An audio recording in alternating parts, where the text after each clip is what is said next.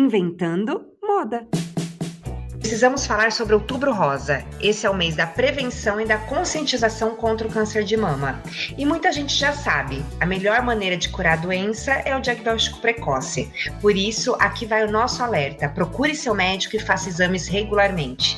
Falar desse tema tão importante não é fácil, mas quando dividimos as dificuldades desse período, que é possível se reerguer com mais avidez e coragem. Eu sou a Lorelai Lopes, Head de Negócios do Up Consórcios, o novo consórcio, uma fintech da Embracon. E para falar desse tema tão importante, eu estou com a doutora Mariana Rosário, ginecologista e mastologista, e com a Jaqueline Chagas, paciente de câncer de mama e fundadora do Grupo Unidas para Sempre, que tem como objetivo dar suporte e apoio ao paciente com câncer e outras patologias. Doutora Mariana, primeiro, pode se apresentar, ninguém melhor do que você para falar de você mesma. Boa tarde, Lori. Primeiro, agradeço enormemente o convite em participar da discussão desse tema tão importante para todo mundo. Meu nome é Mariana Rosário, sou médica, ginecologista, obstetra e mastologista. Eu cuido de mulheres, eu sempre brinco, né? E ajudo elas nesse período aí que é difícil, mas que é felizmente passageiro, a passar por essa fase aí complicada do diagnóstico do câncer de mama até o final do tratamento. Jaque, você se apresenta, Jaque? Meu nome é Jaqueline Chagas, sou paciente oncológica, né? E também sou fundadora e presidente do Grupo Unidas para Sempre, que é um grupo que apoia pacientes que passam pelo câncer, qualquer tipo de câncer. E hoje nós temos até homens no nosso grupo.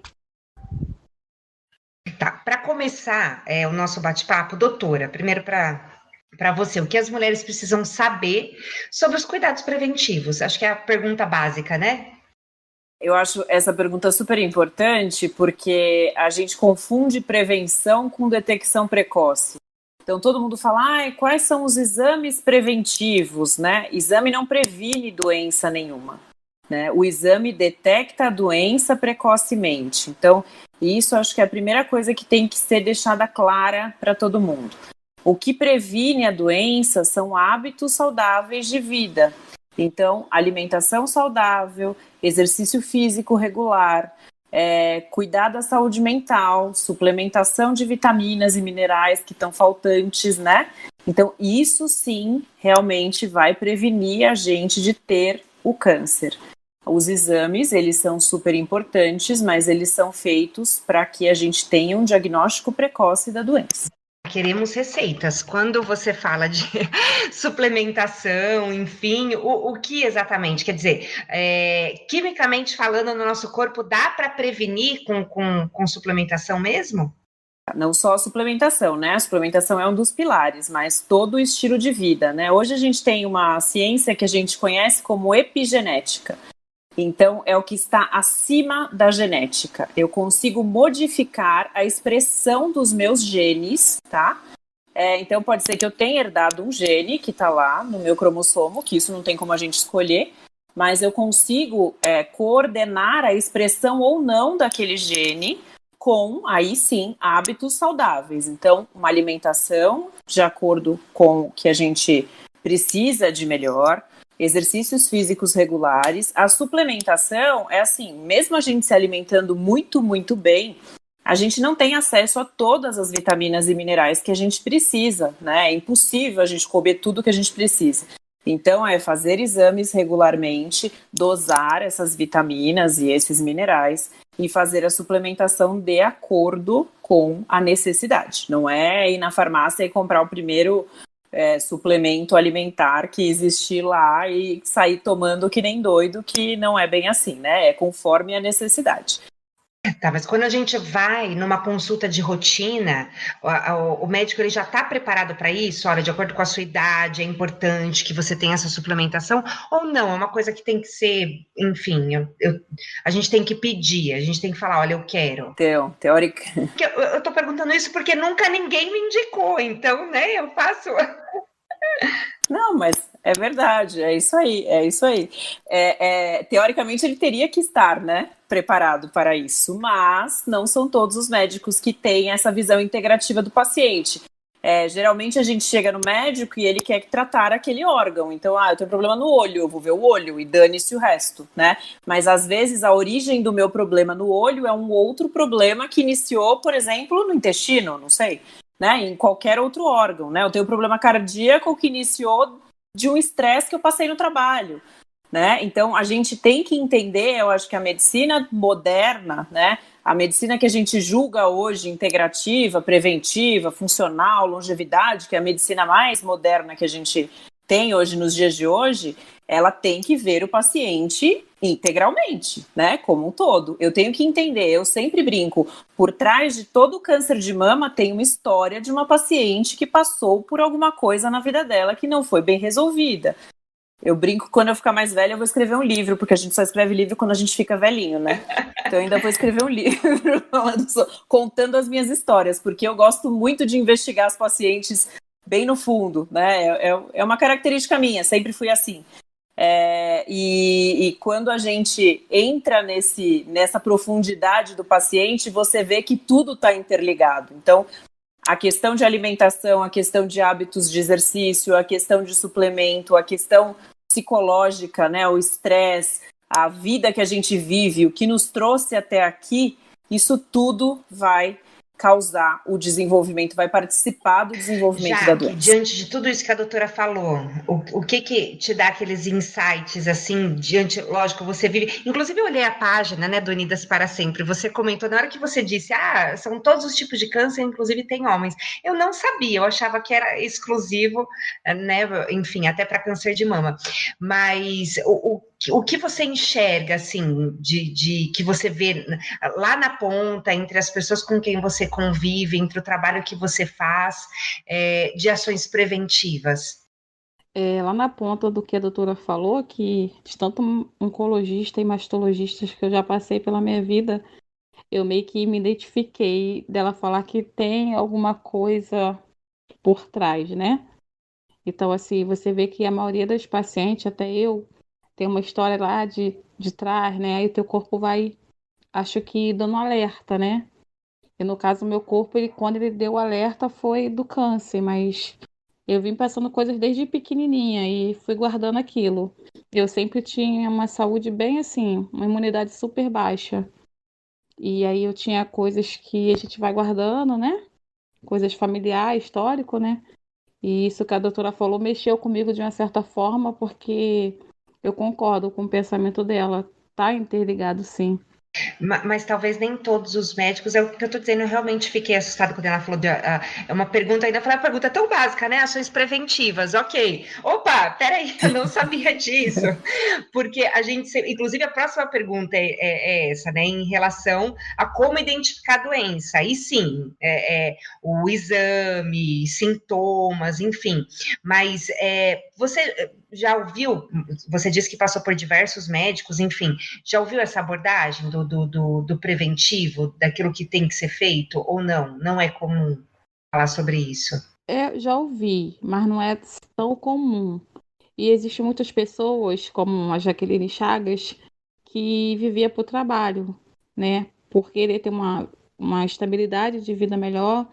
Eu tinha uma avó que tinha Alzheimer e Paxo, que era a minha responsabilidade. Então, eu era uma máquina de trabalho. Então, não foi eu que descobri o meu tumor, foi meu esposo. Né? Já que você vê um aumento, aliás, essa pergunta é para a doutora, existe um aumento na incidência de câncer, certo? Sim, as duas coisas existem. Existe um aumento do diagnóstico, né? Antigamente, né, que a gente fala, né, isso é coisa de pessoas mais antigas que eu ouço da minha família, né, dos meus tios, dos meus avós. Antigamente não tinha essa doença, hoje em dia que tem essa doença. Então, antigamente, a gente diagnosticava câncer praticamente pós-mortem quando diagnosticava. A pessoa morria do nada, ninguém sabia do que ela morreu, morreu de velho, e ela tinha um câncer e ninguém nem tinha feito esse diagnóstico, né? Então, além do aumento do diagnóstico, porque hoje a gente tem essas campanhas de sensibilização da população, que eu brinco que o Outubro Rosa devia ser o ano inteiro rosa, né? Não só outubro, porque não dá para a gente concentrar diagnóstico e prevenção num mês só, e é impressionante como isso toca as pacientes, como aumenta muito no consultório, pacientes que querem ver a questão da mama no mês de outubro, então eu acho que isso deveria se propagar. Acho que bate um certo senso de urgência, né? Sim, dá um Ai, passou o ano medinho, dá um inteiro, eu não medo, fui no ano exato. passado. É por E aí. bate. Dá um medo mesmo. E além disso, a gente vem vivendo o pior, né? Cada ano que passa, é o que a Jaqueline falou.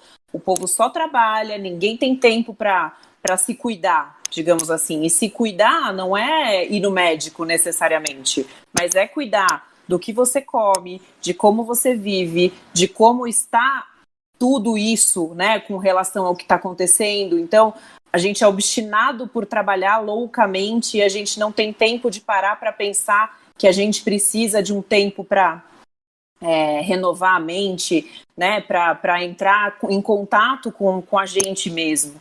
E isso, para o nosso organismo, né, as mensagens que isso causa para o nosso organismo são muito ruins, né? E é aí que a gente adoece. Já que você falou que o diagnóstico quem fez foi o seu marido, você pode contar pra gente como foi essa etapa de descoberta? Então, foi no momento que a gente estava namorando e a mãe dele teve câncer de mama. Ele tem um histórico familiar muito grande de câncer, né? São 14 pessoas da família dele. E, inclusive, meu sogro faleceu há 2 anos de câncer. E na hora que a gente estava tendo, né, o nosso momento de relação, ele apertou e falou: opa, parou tudo e tem algo estranho. Eu falei: não, tem não. Ele levanta o braço e eu nunca tinha feito com 35 anos, porque eu não tinha nenhum histórico familiar, nem materno nem paterno. E aí eu levantei e ele falou: não, você tá com nódulo e a gente tem que procurar um médico imediatamente. E aí eu vi uma preocupação nele muito grande. Aí eu fui no meu médico, né, que era médico da minha família há 14 anos, e ele falou que era um fibroadenoma, que não havia necessidade de mamografia, de nada, porque era um fibroadenoma. A gente iria acompanhar, se crescesse a ponto de esteticamente retirar, que a gente faria a retirada. Esse nódulo foi descoberto em 2009 pelo meu esposo e o diagnóstico só veio em 2016. Do mesmo nódulo. Então, em 2009, era o mesmo nódulo e o médico não pediu, não solicitou nenhum exame. Não. Aí, com o passar do tempo, ele estava crescendo. Então, de 4. Indo no mesmo médico, com o Isso. mesmo acompanhamento. Aí, na última vez que eu fui nele, estava com 4 centímetros. Aí ele falou: ó, se você quiser tirar, a gente vai retirar. Porque aí chegou um tempo que meu esposo me abraçava e já sentia, eu sentia. Aí chegou a 10 centímetros, ele falou assim: ó, vamos pedir uns exames para a gente retirar esteticamente, né? Porque já parecia aquele calombo no biquíni. Doutora, Aí meu socorro, 10 esposo falou: nossa. centímetros, doutora, tá certo isso? Socorro! Fala, Jaque, que eu tô. Pois é, né? Esse é um cuidado que a gente tem que ter, né? Mas continua a contar a história aí, já que no final a gente comenta. Perdão, já tô pensando aqui 10 centímetros sem um exame, né? E ele era um médico de muita confiança, né? Porque ele fez o parto dos meus 3 sobrinhos. Eu não tinha filho, trabalhei para ter algo na vida para quando tivesse estar estabilizada. E aí meu esposo falou: eu não aceito o que o senhor está falando mais. Aí marcou uma mastologia, a família dele, né, que tinha já esse hábito. E aí, quando eu cheguei na mastologia, ela se mostrou muito preocupada quando ela viu e apertou. Ela falou assim: eu quero uma mamografia com urgência, você vai pagar a taxa de emergência, que era o dobro. Na época eu paguei 250, dando um exemplo. E aí eu tive a resposta com 24 horas, aí deu suspeita, deu 4C. E aí ela falou: eu já vou te dar encaminhamento pro SUS, suspeita de câncer. Tentei marcar a biópsia, não conseguia. E aí ela também já marcou a biópsia. Ó, você vai fazer a biópsia sexta-feira que vem. O valor é X e você vai fazer porque eu consegui te encaixar de emergência. E o desespero de uma médica que nunca tinha me visto, para mim, que foi um desespero, já me deixou muito preocupada. E aí eu fiz. Aí era corebiópsia, aí era acompanhada por imagem, e a médica virou para a técnica do lado, auxiliar, que eu não sei qual é o nome correto, e falou: nossa, segunda menina hoje nova com um diagnóstico de câncer. Foi assim que eu tive o Nem tinha diagnóstico. feito a biópsia, ela já sabia que era alguma coisa. Pelas imagens. Tinha muita Calcificação. microcalcificação, Aí ela falou pra mim, eu falei, doutora, eu tô com câncer. Ela falou assim, olha, pelas imagens, o meu laudo é esse, eu não vou mentir pra você. Mas existe 10% pelo material. Aí eu me agarrei os 10% do material, né? Mas aí, infelizmente, no dia. E aí, depois da biópsia, aí sim veio. Sim, infelizmente, depois de 12 dias já me ligaram falando que estava pronta. Eu procurei tudo no Google, que era possível, isso todo mundo faz. E aí você vê lá uma taxa de sobrevida, né? E aí eu fui sozinha, me ligaram, ó, seu exame tá pronto. Eu larguei o trabalho, falei pro meu patrão, posso ir? Ele, não, pode. Era 15 minutos. Aí fui andando, cheguei lá naquela fila, peguei, abri e paralisei. Foi aquela coisa assim, tô com câncer, aí a recepcionista não sabia o que fazia, as pessoas que estavam atrás não sabiam o que faziam, porque eu só ficava assim, tô com câncer, parecia um gravador, literalmente. E qual tumor que você teve? Foi grau 3, HR2 negativo, R2 negativo, mas era ductal ou era lobular? Você lembra disso? infiltrante. Tá, mas o outro você não lembra, né? É, o infiltrativo sempre é. Tá. Acho que não é o Não, só lobular, uma não, é o curiosidade. outro. É o ductal. Isso, do que tal, ITSE, é uma coisa assim. E hoje tá tudo bem, Jaqueline? Depois disso, você fez a cirurgia, removeu, certo? Certo, aí eu tive complicações, fiz rádio, fiz químio, tive tudo que vocês imaginarem. Aí na primeira quimioterapia branca eu tive neutropenia gravíssima, infecção generalizada. E o médico falou que não tinha chance alguma, deu 1% para me sair do CTI porque eu estava com infecção generalizada na quimio branca. E eu saí com vida, graças a Deus. Aí fiz a rádio, tive queimadura de terceiro grau. Aí quando achei que estava tudo bem, vi uma suspeita de tumor no meu ovário. E aí eu fiz. Confirmou não. Demorei 6 meses para ter o diagnóstico, 3 meses para conseguir o exame pelo hospital do qual me trato, que é o INCA, e 3 meses para ter uma consulta para ter uma resposta. E na consulta falaram que a probabilidade era que 80% de ser.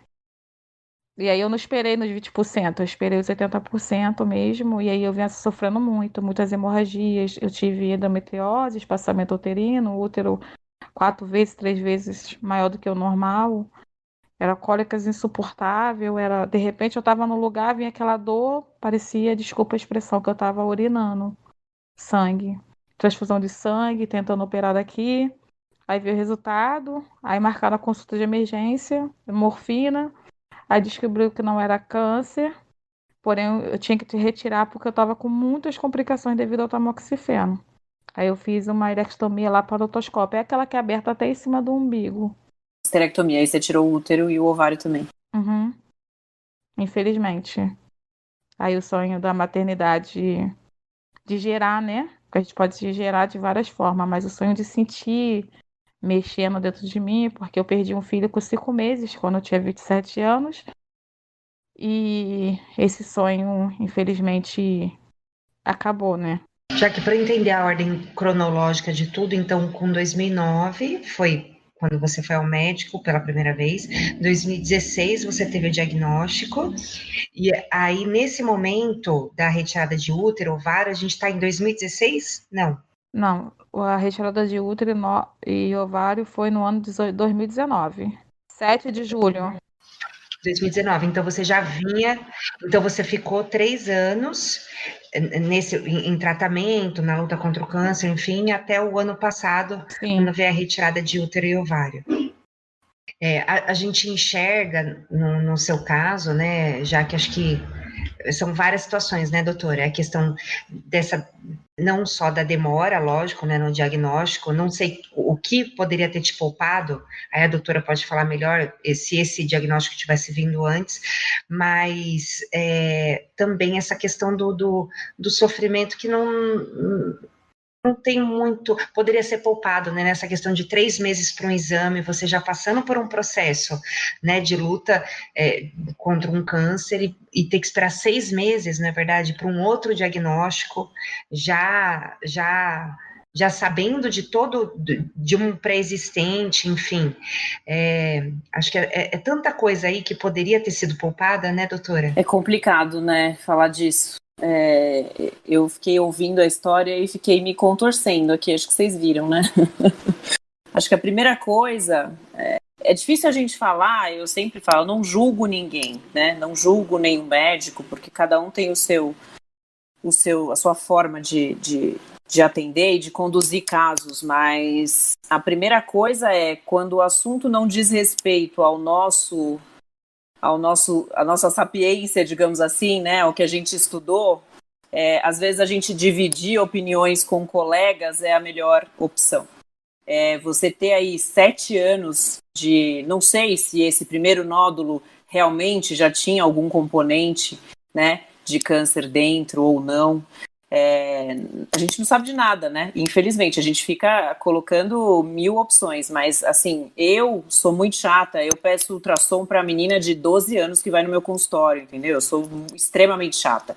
E eu, diante de uma coisa, diante de uma alteração, enquanto eu não me dou por convencida que aquilo não é nada, uma biópsia não mata ninguém, né? Não arranca pedaço de ninguém, uma core, né? É uma coisa super discreta. Você tira fragmentos milimétricos e às vezes você tem. E às vezes eu peço biópsia, a biópsia vem negativa e eu não me convenço e vou lá e tiro o nódulo, entendeu? Eu já fiz isso, não foi uma nem 2 vezes.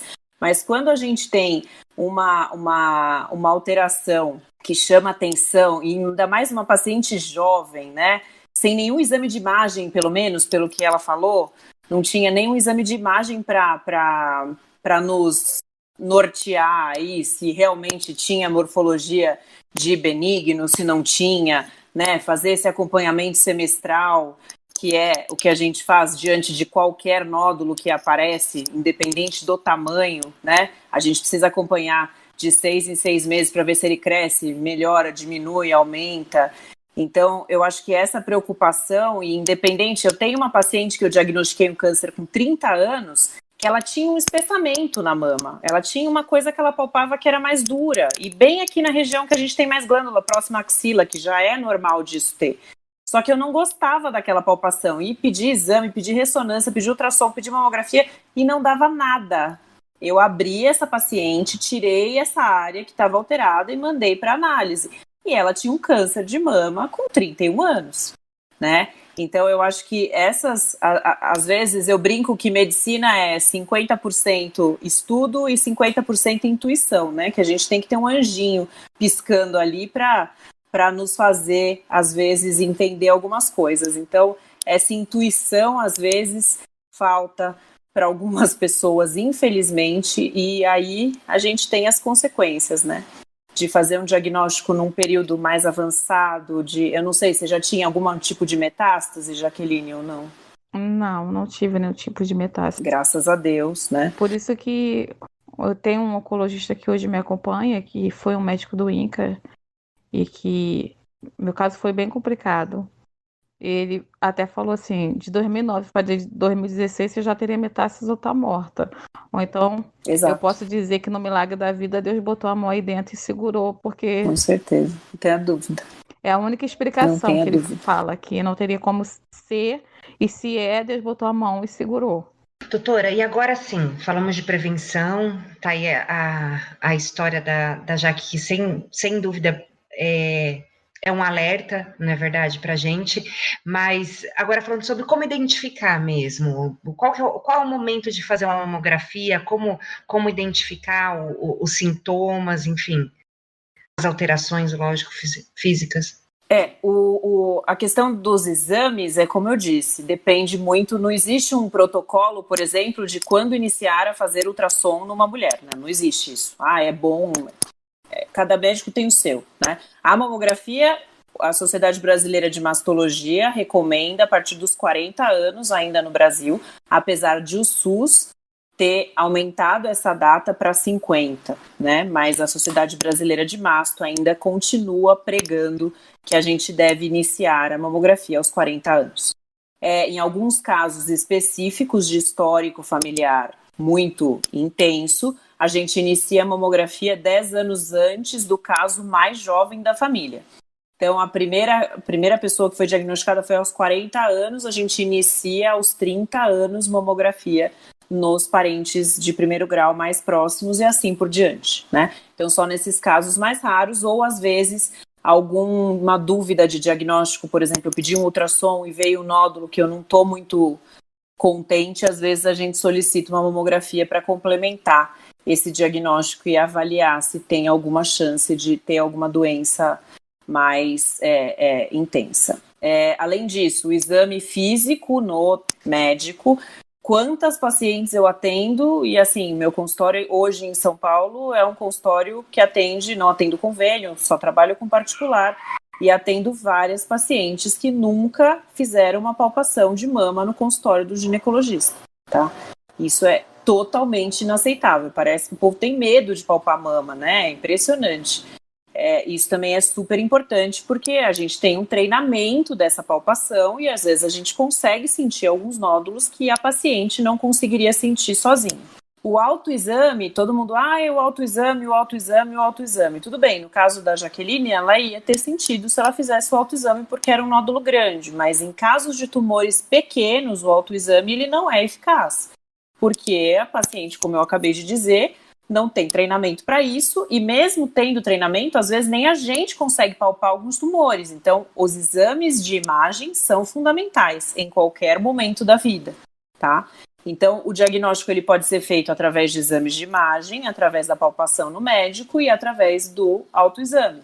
Que às vezes a paciente sente alguma coisa diferente, às vezes ela sente um nódulo na axila antes de sentir o nódulo da mama, né?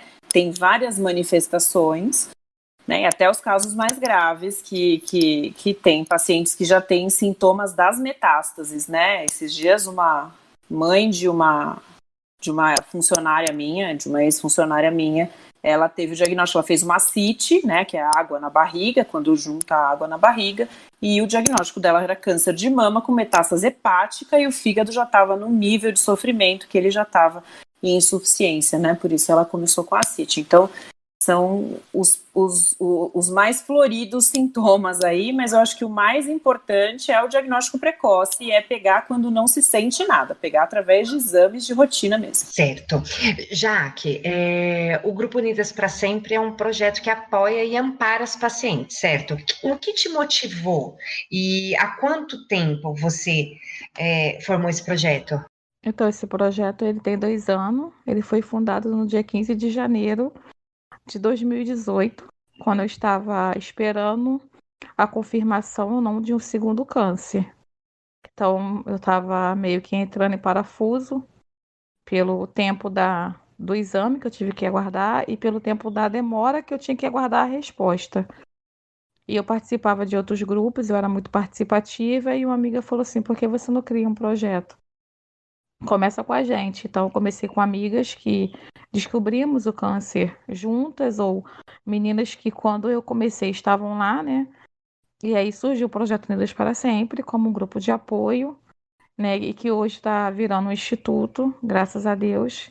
E Unidas veio para amenizar a minha dor, né? Porque eu tinha certeza que se fosse um câncer no útero, no ovário, quer dizer, que a minha parte materna tinha acabado totalmente, né? Porque eu queria parar o tamoxifeno durante o período e tentar a maternidade. E ali eu já sabia que a maternidade estava 90% fora. E aí, quando eu tive o diagnóstico, que era realmente, eu me afundei no Projeto Unidas, e ele é o filho que eu gerei, que eu pude gerar e que eu cuido e que eu amo, e ele é a minha cura. Ele é o que faz me sentir viva, e que eu só lembro que sou paciente quando eu entro no INCA. Fora disso, eu não me lembro que eu sou paciente. Você sabe, bom, não tô aqui para falar, tô aqui para ouvir, mas eu tenho uma grande história de uma grande amiga que há 18 anos atrás, enfim, passou por um processo, aliás, um processo longo, né, que se iniciou assim, e depois de uns 4 anos ela teve que retirar o útero e, enfim, ela demorou muito para assimilar essa questão de adoção, e no momento que ela assimilou essa questão de adoção, ela dizia muito assim: eu não vou adotar para fazer caridade, não nesse momento, eu não quero fazer caridade, eu quero o meu filho. Eu não soube com essa história, viu? Então, eu quero o meu filho que por algum motivo não vai vir da minha barriga, mas o que eu quero encontrar o meu filho que não veio da minha barriga. Enfim, E aí, porque realmente, né, pega muito essa questão, né, da maternidade, a gente vê isso muito presente, você com certeza sabe disso e conhece muita gente que vivencia isso. E ela era muito apegada à sobrinha dela, e um dia, aliás, ela é uma pessoa assim, vive muito, sabe? Super positiva, enfim, e sempre viveu muito, assim, intensamente. Ela tinha uma viagem marcada, e nesses retornos do câncer, esses momentos sempre era viagem, era diversão, ela nunca se poupou de viver bastante bem. E ela tinha uma viagem marcada e ligaram, porque tinha uma criança. E ela falou: não, não é meu filho, porque eu tô com a viagem marcada e não é. E parece até cruel quando você pensa assim, você ouve a história desse jeito. Mas ela foi viajar, voltou, era uma viagem no exterior, e essa sobrinha que ela gostava muito estava na casa dela, e naquele dia de manhã elas foram tomar café, ela falou assim: eu sonhei com a Gabi. Você sonhou com a Gabi? Mas quem é a Gabi? A Gabi é sua filha, ô tia. Eu sonhei com a Gabi, é sua filha. Tudo bem. Passados alguns dias, ligaram novamente para casa dela. E quando ela foi ver, antes de conhecer a criança, eles contam a história, até mesmo para que você saiba se você vai suportar contar aquela história para a criança depois. Porque, enfim, né, tem histórias que são bem pesadas. E quando ela chegou, a moça que recebeu, ela falou assim: nossa, ela parece sua filha. E realmente elas são extremamente parecidas, assim, é absurdo como elas são parecidas. E ela falou: parece sua filha. Parece que realmente, né, é sua filha. E na hora que ela sentou para ouvir a história da menina, o nome dela era Maria Gabriela. Enfim, e é uma história muito bonita, que eu sempre. O nome era uma bebê, né, de 1 ano na época, 1 ano e 2 meses, enfim, hoje tem 11 anos, mas todas as histórias, né, quando você se apegou a um projeto, enfim, e você vive aquela história e busca, sem dúvida, tem sempre um final feliz, não é verdade? Então, da mesma forma, essa questão da maternidade sempre tem um jeitinho, né, para resolver, Sempre, sempre. que pode sair mais bonito do que qualquer outro. Exato. Que pode ser muito. Arrepiou, essa aí arrepiou até a Eu tô aqui me segurando, porque eu cabeça, sempre me né? seguro. Eu digo que eu não podia ter um e Deus me deu 256, né? Porque no WhatsApp nós somos 256. E por elas saber da minha história e saber também que eu perdi meu filho com 5 meses, elas me chamam de mãezona. E no Dia das Mães elas fizeram um vídeo. E meninas mais novas e meninas que têm idade de ser minha mãe e mãezona, porque o nome mãezona ou mãe hoje define a pessoa que cuida, que te protege. Então, Deus me deu 256 pessoas hoje no WhatsApp para cuidar. Então, eu sou mãe. Eu ouço. Tem uma menina que tem 4 anos no nosso grupo. O nome dela é Camille. E ela me chama de mãe e meu esposo de pai. Ela dorme aqui em casa, ela passou pelo câncer. E ela fala assim: você é a minha mamãe. E se eu contar, vocês não vão acreditar. Ela foi desbloquear meu telefone. Eu falei: você não vai conseguir. A digital dela desbloqueou o meu telefone. Todo mundo testou e ninguém conseguiu, só ela, como se tivesse registrado no meu telefone. Ela tem 4 anos. E ela me chama de mãe. Ela liga e fala assim: bença. E eu falei: meu Deus, eu nunca pensei que eu vi. E eu vi. Tem 1 ano que eu tô ouvindo bença, mãe, dorme comigo. E aquele negócio de um bebê para cuidar também. É maravilhoso. Tá, que prosa boa, viu, gente? Que prosa gostosa com São vocês. muito mesmo. Bom, para a gente encerrar, porque teria assunto sem dúvida para muito mais tempo, mas qual é a recomendação de vocês duas, para que as mulheres possam cada vez mais se conhecer, diagnosticar previamente, é lógico, mas principalmente se conhecer? A doutora falou sobre intuição, né? E não tem só por parte do médico, tem a nossa intuição também, talvez, de sentir, de prestar mais atenção. Você já que estava trabalhando muito, eu tenho certeza que você pensava nesse nódulo, né? Ele estava ali, você mantinha aquele acompanhamento, você estava nele. Mas às vezes é o deixar para depois, é não escutar aquilo que o corpo está dizendo para a gente. Olha, toma cuidado, tem que parar, vai lá, se cuida. Então, qual a recomendação de vocês duas para que a gente tenha esse olhar mais íntimo com a gente? Fala, Jaque, primeiro. Pode falar você primeiro. Então, o olhar é realmente você parar e se cuidar. Acho que a nossa intuição grita assim, como a doutora falou. eu vou falar uma coisa que talvez pese, né? Eu não tinha nenhum histórico familiar e quando meu esposo colocou essa probabilidade de um câncer, eu falei, eu era 20 quilos mais magra, né? Eu falei, eu morro linda de cabelão, mas eu não faço tratamento. Então, eu acho que de uma certa forma eu ia junto com o meu médico, que não é, e se tocar, conhecer seu corpo. E quando a sua intuição gritar, acredite, porque a Deus deu esse dom para a mulher, a intuição, como a doutora falou. Ela achou que não era, ela procurou, não achou, mas calma aí, alguma coisa dizia que era. E que a gente se toque, se ame, que faça exame de rotina anual, né? Se tocar, é se olhar, é se amar, é viver, que eu só existia. Eu digo que antes do câncer eu existia, porque eu vivia para trabalhar e para nada da vida. E o câncer me deu a oportunidade de viver. É meio difícil falar o que eu vou falar para vocês, mas eu sou grata ao câncer porque ele me deu a oportunidade de passar por essa vida e saber a beleza de sentar de frente ao mar, um vento e de ajudar pessoas. E se eu não tivesse passado por ele, eu só teria existido. E eu sou grata ao câncer porque hoje eu vivo, eu não existo mais. Desculpa. Não, tudo bem. Consigo falar agora, né, gente? sem nenhuma estrutura para falar. Mas é isso mesmo, eu acho que eu vejo isso nas minhas pacientes. Eu vejo essa transformação, é impressionante. E geralmente são pacientes que não prestavam atenção no que estava acontecendo em algum momento da vida delas também. Ou com elas mesmas, ou com a família. São pacientes que se reaproximam, de repente, de alguma coisa que não estava legal. Então, eu acho que eu sempre falo para elas quando a gente... É o que você falou, né? Eu brinco que no dia do diagnóstico não adianta você falar nada, porque ela não vai lembrar de nada que você falar. É uma coisa que apaga da mente e só depois que tudo isso vai voltar, e aí a gente tem que conversar. Então, por mais que a gente tenha todo o tato, todo o jeito de falar, e ainda mais do jeito que você recebeu o seu diagnóstico na mesa, fazendo um exame, né? Sem aquele amparo e sem nada disso, deve ter sido com certeza muito mais difícil, né? Mas eu sempre falo, quando a gente consegue bater um papo e conversar seriamente, que no final de tudo isso, com certeza vocês vão tirar um proveito, né? De toda essa doença, de todo esse sofrimento, mas que ele veio para transformar, com certeza, né? Ele vem para fazer uma transformação. Essa doença transforma as pessoas. E transforma a gente também, que cuida dessas pessoas, né? Isso é impressionante, porque... ouvindo aqui, a gente tá longe, nem sei onde a Jaqueline tá, mas eu tô morrendo de vontade de ir até ela e dar um abraço com um avental de plástico.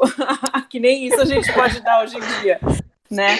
Mas é isso mesmo, a gente tem que se cuidar, a gente tem que parar, a gente tem que olhar para dentro da gente, a gente tem que perceber até onde a gente pode ir, a gente tem que saber os nossos limites de viver, de trabalho, de diversão, de sofrimento. Acho que a vida ela é regada por tudo isso, mas tudo tem que ter o seu limite, né? A gente tem que trabalhar, a gente tem que se divertir, mas tudo no seu limite. E se conhecer, né? A gente tem que saber do nosso corpo, que o nosso corpo não está bem, ele manda com certeza muitos sinais, não são só sinais físicos, mas são sinais emocionais também.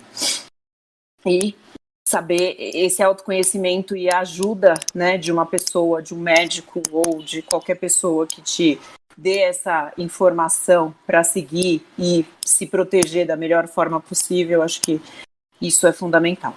E desculpem pela emoção, foi possível. Vocês são maravilhosos. Queria agradecer pela oportunidade. Eu que agradeço verdadeiramente. Eu acho que o que ficou assim de mensagem, pelo menos na minha percepção, a gente tem que abominar cada vez mais, né, essa síndrome de Mulher Maravilha, do a gente faz tudo, a gente é capaz de tudo, a gente faz tudo ao mesmo tempo. Eu lembro de uma vez eu estava numa palestra e perguntaram, quem que consegue fazer várias? E eu levantei a mão e ela virou para mim e falou assim, então você é tonta, você é burra. Eu falei, nossa, né, como assim? E é verdade, né, essa ideia do clube das exaustas, tá fora de moda, né? Então, vamos se cuidar e vamos olhar pra gente. Obrigada, viu? Obrigada, muito obrigada, meninas. Obrigada a vocês. Obrigada a você. Obrigada a vocês por tudo.